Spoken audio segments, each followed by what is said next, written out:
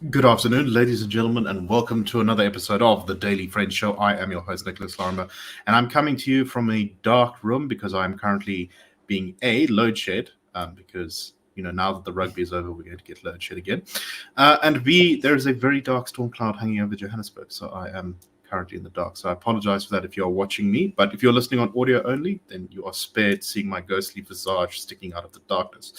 I'm joined today by Mr. Michael Morris. Michael, how are you doing? Very well, thank you. I'm pleased to say from a sunny and pretty well lit Cape Town. All commiserations to you. And we also have Mr. Terence Corrigan. Terence, how are you? I'm okay. It's still pretty cold here, but at least we have power for the moment. Indeed.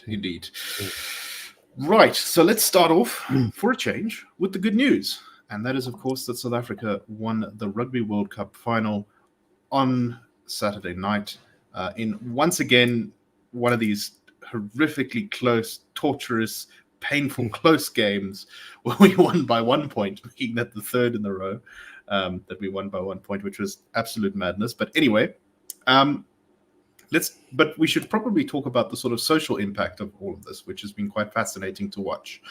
And that is, I think, particularly since 2019, but kind of beginning all the way back in 1995, of course, is that the Springboks and South African rugby have become this kind of epitome of South African excellence. They've become this kind of symbol of what South Africa can really do when it's reaches for all of its people's talents and it works hard to develop infrastructure and look after people and train skills and all that kind of stuff. I know a lot of credit's been given to Rassie Erasmus for developing or taking part in developing, and rugby in general, in developing poor schools and scholarships and kids from kind of rural areas who are then able to get rugby scholarships, get into the system and become professional rugby players. I believe our captain is a beneficiary of that system. And as a result, South Africans from all walks of life, whereas once the Springboks were seen as being this thing that was for white South Africans and it was associated with apartheid, and people who were anti-apartheid would cheer for the All Blacks during rugby matches, that kind of stuff, that really seems to have fallen away in a big way, and that South Africans from all races, classes, religions, cultures, locations in the country were cheering on the Springboks on Saturday, and the whole country went crazy when it won. It's very interesting. One thing that kind of struck me was I was looking at social media, Twitter/X, and I was watching people who are sort of vocal EFF supporters cheering on Eben Etzebeth and these like rugby players. And when we beat France, one of these kind of EFF types posted a photo of two of our white rugby players celebrating, and then said, "The colonizers have been pushed out of the World Cup." And what he meant by that was the French had been defeated. So, it is, I think, and Michael, you made this point in our pre-show discussion, it really is kind of a symbol of what the IRR's polls of South Africans show, which is that despite all of the heated rhetoric, despite our history of racial antagonism and oppression and all this stuff, that actually at the end of the day, South Africans are much more keen to work together and to live together peacefully across whatever lines you might want to draw between them. Michael, what do you make of this? And in particular, I mean, my attention was drawn by a BBC story this morning. I see it's actually already dropped off the landing page, but it was very prominently displayed. South Africa Rugby World Cup. The Springboks give hope to a troubled nation, and in a sense, I think that's true. One of the things that's worth saying is that things are really, really bad when a win by a national sports team in an international event is cast as in this context, cast in these terms, as having the possibility of having a sort of national impact on the political and economic trajectory of an entire country. But a few things are worth pointing out, and you've alluded to this. Right beneath the headline of this particular story is a photograph of a packed Bree Street, one of the main streets in central Cape Town, with a crowd of South Africans. It's the best way of describing it, of every possible hue and every possible age and background. I can see a gogo in there in the background. There's a young woman on somebody's shoulders in the foreground. All kinds of people. They're just ordinary ordinarily happy South Africans. We're very pleased with the result. It's clearly a picture which has been taken just as the game was won. Certainly a nail biting finish there, as with all the World Cup games. But the key thing, as we were saying, is that the one organisation is completely unsurprised by this spontaneous expression of bonhomie and togetherness is in fact the Institute of Race Relations. And that is simply because for a long time, more than 10 years now, we've been tracking popular opinion, we've been polling South Africans, we've been asking them pointed questions about who they are, what they think, what they want. And the one thing that keeps coming through all of these results, all of these survey findings, is the very simple idea that most people regard themselves as South Africans, they're citizens, and they see all other citizens as being part of their society, and their success they regard as their own success too. That there's the sense that as a country, we will only succeed if we're all succeeding together, that we don't need to be sectarian, we don't need to be racial, we don't need to have all these nationalistic impulses and policies that seek to advance one or the other above anyone else. We just need to succeed as a country. This photograph from the BBC, to me, is a perfect reflection of exactly that, as indeed is the world's perception that, the Boks have been celebrated in this extraordinary way. So I think, all round, a very wonderful indication of who we are as a society, what we really think, and how, given half the chance, if we could just, clear away the obstacles, we can actually achieve remarkable things. So it was interesting watching, because I was watching once again on SABC, the commentary and the after match meeting and that kind of stuff. And their expert they had on for the sort of after match discussions was former Springbok coach and current good MPL, good party, that is, Peter de Villiers, who said, and I think this was quite interesting because it reflects, so much of what so many people have said, which is that, South Africans were losing a hope on a lot of fronts, so we really needed this. And, I like what you say, Michael, this doesn't really fix anything in the country. Yeah. But there is something kind of interesting psychologically about how everyone just sort of seems in a sort of better mood. At least I've noticed that in the last couple of days. Terence, what do you make of all this? I saw President Ramaphosa was there, and he was very happy to have a picture of himself holding the cup amongst the team, and looking very pleased with himself. But I think the fact that people we're so desperate for this win, are kind of in this like psychological, psychic way, perhaps suggests that his presidency is not going that well. Well, see, one of our viewers said something about little hobbit rushing onto the field. Please do not insult hobbits like that. Hobbits saved Middle Earth. They were very resilient to the power of the ring. They did not succumb to it. I think there's a whole show we can do about Lord of the Rings, the template for understanding South Africa. But yes, I think that President Ramaphosa is this actually parallels, I think, Thabo Mbeki towards the end of his term, desperately seeking some sort of validation from wherever it was to be had. In his case, funnily enough, it was also at the Rugby World Cup, a sport that, as far as I can tell, you'd never taken any real interest in. But yeah, for me, I think that there's a little history lesson here. South Africa and New Zealand have a long-term sporting rivalry, and I think at two pivotal moments, New Zealand has been with South Africa on the sports field where something profound happened. The first, I'd say, was 1981, with I think it was the last major Springbok tour before the sports. And what hit South Africans particularly hard there was that they could write off opposition amongst English fans as being all decadent welfare creeps, and Australians were all just descended from convicts, but the New Zealanders were seen as people like us, white South Africans. And the frosty reception that South Africa received there really shook a lot of worldviews. I understand it was hugely divisive in New Zealand as well. The other one was what was the 90s '95 World Cup, the one where Mandela. where President Mandela dressed up in a Springbok jersey. That was, in a way, I think for many people that was a moment where, in a symbolic sense, South Africa came of age, where the former political prisoner, could mount the stage with this incredibly symbolically important, event, appealing at that stage, I think, still very much to a white population. I remember only 1-2 black players in that squad. And now we've met New Zealand and bested them again, but South Africa is in a far less hopeful space, where we're not just politicians, but the public at large is grasping for whatever it can find. I think, in a way, the New Zealand players will go back to a stable, successful country, and whatever future may await them, in commerce or in broadcasting or whatever.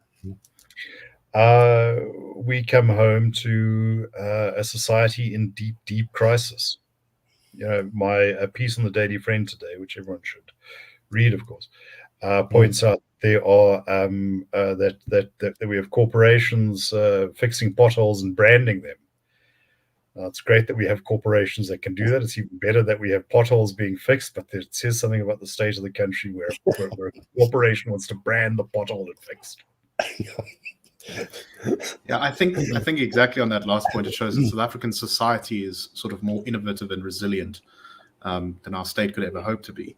And this is something that, in particular, as Terence's the title of his piece, I think, alludes to, is that this is something that's freaked out former President Thabo Mbeki, who thinks that the fact that society is able to step into this gap that's being left by the state is a terrible thing, because it means that the counter-revolutionaries might overtake the government and destroy the project of national democratic revolution. Which one then really does have to answer the question of, why is national democratic revolution worth preserving at the cost of so many terrible things, if people are willing to step into that space. Michael, any final thoughts on this one? I think two things there, just to pick up on issues that you both raised.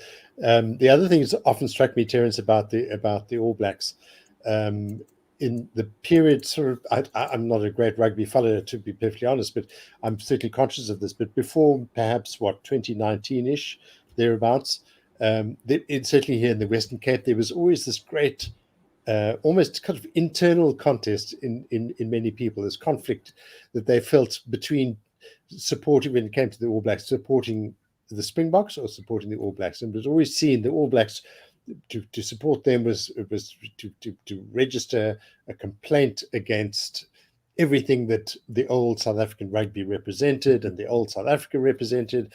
It was no normal sport in an abnormal society. I don't know if you remember that slogan from the activism of the 70s and 80s.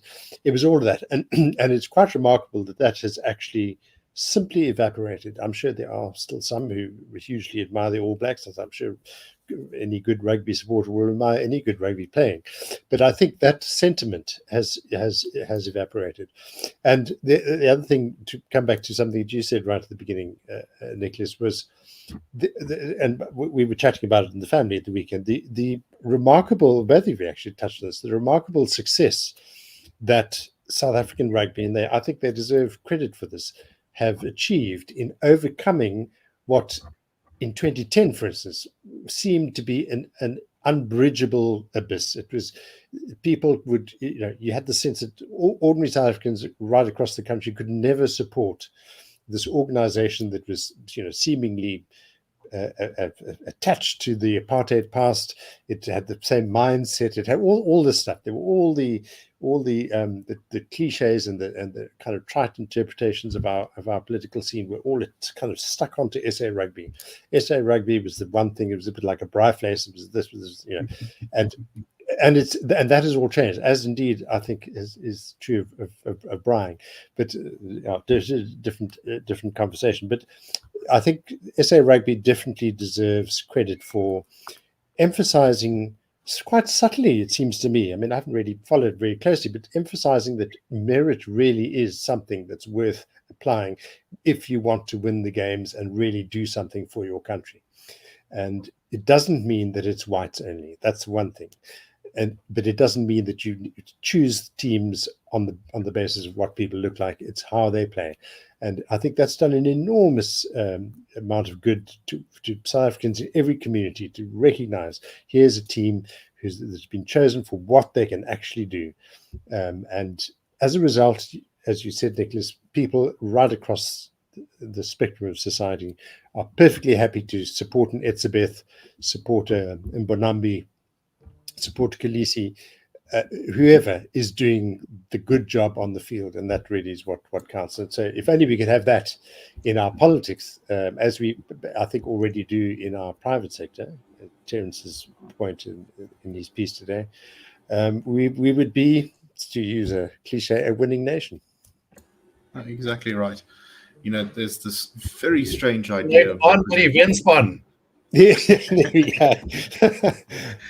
There's this very strange idea of representativity that is kind of very, very in vogue right now. That, you know, you can only be represented, or you can only identify with people who are, you know, share some sort of characteristic with you. They have to be their religion, or their race, or their language, or their gender, or whatever. But what our team shows is, just as you said, people are very willing to celebrate excellence, regardless of whether they share the same skin color, the same language, whatever.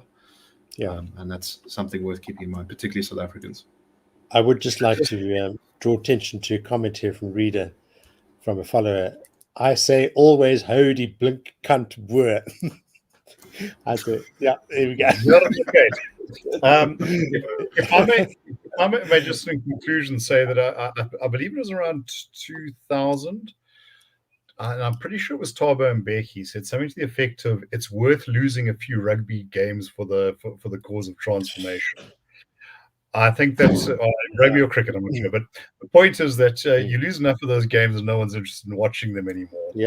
Secondly, these days, winning those games is about all we got. Yeah, no, exactly right. And if you would like some evidence of that, I point to Bafana, our soccer team, which continues to just be kind of depressing. So let's move on to our next topic. And this is, you know, we've talked about this so many times on the show now. The ANC and EFF have been complaining that, particularly the ANC has been complaining that their relationship with the EFF just isn't working in places where they're in coalition with them. But we've seen precious little concrete action that actually seems to be moving the party towards anything like a breakup of that coalition. Well, it seems as though the ANC is beginning to worry that its association with the EFF is damaging it. According to reporting by the Sunday Times, the National Executive Committee, which is the sort of leading body of the ANC, said that its marriage with the EFF was damaging its image, and that they should begin plotting the way forward to dissolve it. According to those who attended the meeting, a report by David Makura recommended that the ANC consider ending its relationship with the EFF in Joburg, Ekurhuleni, Mogale City, and that the reasons for this was that the EFF was, quote unquote, fishing from the same pond as the ANC, and the main objective was, quote, to unseat the ruling party. They also said that they should pull out of any coalition with the Patriotic Alliance, and the reasons they gave for that was that the Patriotic Alliance is, in their words, run by former criminals, and also because it has taken such a strong stance, in their words, against the Palestinian people. They went on to say about the EFF that has developed a long-term agenda and ambition to destroy, displace, and replace the ANC as leader of the transformation project. It is for this reason that it will work with any reactionary force globally and domestically to remove the ANC from power. But if this coalition collapses, it's not entirely clear what will happen in these municipalities, because while the ANC has been telling everyone that they're willing to talk to the DA, it appears, and this is according to both DA and ANC people, that no talks have been considered, and that the DA in particular thinks that this would be a disaster for the party to be seen as cozying up to the ANC. And in fact, the DA put out a statement in response to that Adrian Basson piece from last week, just denying that they're in sort of any talks with the ANC, saying there's no way that South Africa can survive the corruption and poor governance that characterizes the ANC in the pursuit of its so-called national democratic revolution. So even if the ANC-EFF coalition falls apart, it's not clear that the DA will be willing to work with either the ANC or the EFF. And so I'm not sure who's going to run these municipalities. Maybe it'll just be an ANC government with almost no sort of backing and just paralyzed in the council. Difficult to say. Terence, what do you make of all this? Do you think that this is a serious claim that the ANC really are going to dissolve their coalition with the EFF? It's tough to say. I think that there's a certain intoxication of incumbency, and I don't think you want to give that up. And as you say, what comes next? Are you handing it back to the DA, or are you accepting a sort of more or less permanent instability? All of which I think the ANC is probably at least politically savvy enough to to recognize those come with huge risks. I think that the DA really took some heat for the collapse. This close to an actual election for the ANC to brave that would be tough. But I think reading between the lines, as it were, of that statement, I think this is a party that just hasn't adapted to the realities of competitive plural politics. And in a way, those parties that were in perpetual opposition for the last 30 years have a lot of experience of this. If not the EFF, then what? If you can reject the PA because of a foreign policy difference, well, that's fairly esoteric, at least from the point of view of local government. Then what? I'm left just saying, sarcastically, yuckle, stuckle. They're worried that someone wants to displace them. Have you sort of like did you miss democracy in elections 101? That we don't pre-select the winners and then just sort of send the choice to the voters to be ratified. But I do remember Smuts Ngonyama saying, I think this was about 2008 or so. No, this election is really just about us renewing our mandate with the electorate. I don't think that mindset has really moved on. Strange days ahead, strange days behind us. Our politics are indeed changing in interesting ways, and I think I agree with you, Terence. The ANC doesn't really seem to kind of know what to do with this world where it doesn't hold all the cards. Michael, what do you make of all this? Yeah, I mean, I certainly agree with Terence there. It is a reflection of the false certainties that the ruling party has become accustomed to over what's now almost 30 years. So, in that sense, perhaps a good sign, that a good sign for people of South Africa that the politics really is pretty fluid. You have, a party that was so accustomed to having complete dominance over the political sphere, now having to, really quite carefully consider the risks of going with somebody else, this one or that one, or how do we respond to the threat of actually losing power? This is a very good sign, and I think what it's a sign of is, again, something that I think we've been tracking in a sense. We're tracking people's very ordinary people's day-to-day sentiments about the kind of country we live in. They don't want race policy, they don't want land reform, they don't want BEE, they want jobs, they want good services, they want teachers who can teach, they don't care what color they are. This is what matters, and the ANC has been seeing all this material produced over 10 years now. They've clearly just decided that these are, reactionary right-wingers who are saying this sort of nonsense. And they've just pressed ahead with, EWC legislation, better legislation. Wherever you look, there's some new law which is cutting right across all these fundamental things that South Africans want.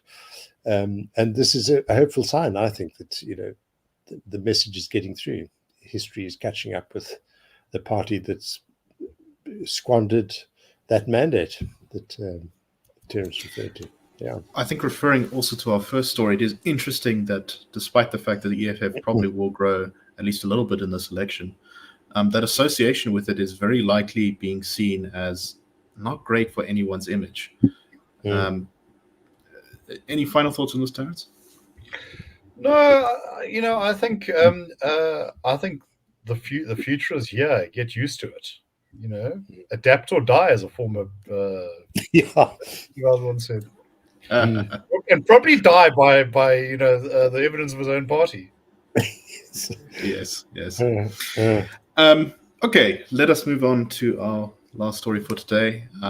One we've also covered a lot, but worth just bringing up again, and that is that over the weekend, Finance Minister Enoch Godongwana said that the country could run out of money by March next year. Now, I think he was speaking in perhaps inexact terms, but he was speaking at the Katlemo Potlante Foundation's annual forum in the Drakensberg on Friday, and he said that government expenditure was skyrocketing and revenue was decreasing. And the specific reason that the Treasury is freaking out so much is that there was a 52 billion rand tax shortfall.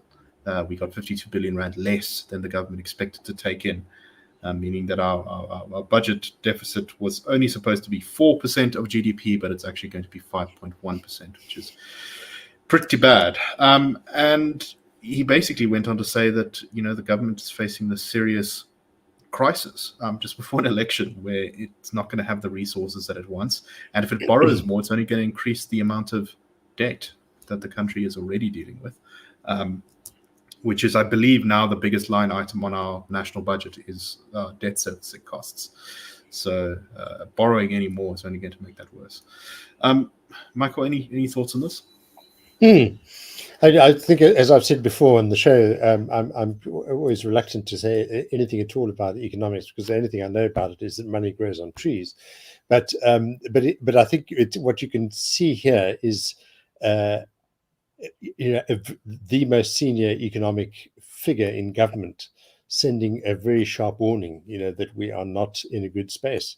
There's no sign here at all of the bravado that we might have had 10 years ago. That doomsayers say that we're failing, we're pressing ahead, we've got resources, we've got whatever it is people claimed back then. I think there's this this leaden sense of reality is weighing very heavily on the finance minister's shoulders. Of course, we absolutely know, as most sensible South Africans do, that rampant spending and the debt crisis is really a recipe for disaster for a lot of people, for everybody, and perhaps especially for the poor, on whom one doesn't need to make the point too finely. The ANC's will claim that its electoral fortunes depend, because it says that these are the people it really speaks to or speaks for. And we know that isn't true, but I think it's very clear from the remarks of the finance minister that this is exactly where the crisis lies. To my enormous delight, my power just came back after load shedding and then tripped again for some unknown reason. So that's always fun. Terence, final thoughts on this before we close up for today? Well, let me just misappropriate the words of the original Top Gun. The policies are writing checks that your fiscus can't cash. And then that's all I have to say about it. Yeah, that's about right. We should have just said that. That sums it all up very nicely. Okay, well, very briefly, there's a story I've been following in South African media, which is kind of wild. There's this guy on TikTok who calls himself Dr. Lonnie Matthews. He claims to both be, I think, a doctor and I think also HIV positive. And he has this whole dramatic backstory about how he was given HIV by an ex-partner and all sorts of things like that. Anyway, it's since emerged that this person is not a doctor, and doesn't even seem to necessarily have a matric, or at least no one knows who they are because they don't use their real name. Anyway, he's just been arrested, apparently in Helen Joseph Hospital, after recording himself walking around the hospital dressed as a doctor. The security guards jumped on him, and he is being accused of stealing a medical student's identity, as well as pretending to sort of engaging in medical malpractice or something like that. It's not entirely clear what the charges are that this person is facing at this time, but kind of a weird story. And the funniest part of this is that after the security apprehended this guy, he requested to go to the bathroom, only to jump out the window and try and escape again before he was caught again by the security. Michael, any thoughts? We were chatting a bit about this before the show. I mean, it's just so astonishing in the age of the internet and interconnectivity on a scale that, a kind of intrusive scale just about that we live with today, that people even dream of pretending not to be who they really are and assuming identities and trying to get away with it. Isn't it just astonishing? It's just not an environment in which you want to try to pull off a lie as big as this one appears to be. Any thoughts? Isn't there something about lunatics running asylums? The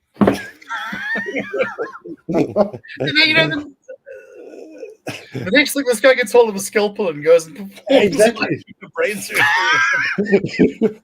Oh, what fun. Social media and can be a wild place, it seems. But anyway, that's all the time we have for today. So thank you very much for watching, and I hope that you have a wonderful day. Cheers, everyone.